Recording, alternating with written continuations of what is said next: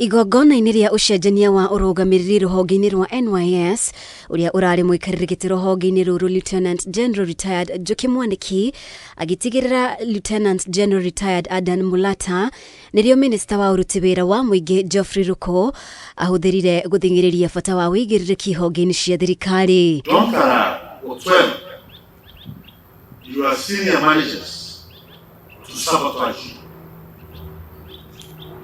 These are instructions from the president. RUKU nĩendekithĩtie maabithaa atatu ngathĩ cia igũrũ ruhonge-inĩ rũrũ maheo marũa ma kũrũgamio wĩra, akiuga no nginya ũigĩrĩrĩki ũcokio ruhonge-inĩ rũrũ. I'm saying this with a lot of heavy heart. So those who the letters which I received from another institution must be implemented.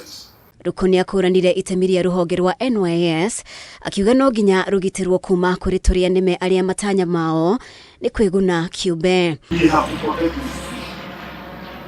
We have to guard national service from those who may have some element of thinking that national youth service seem to be, they can take advantage of it.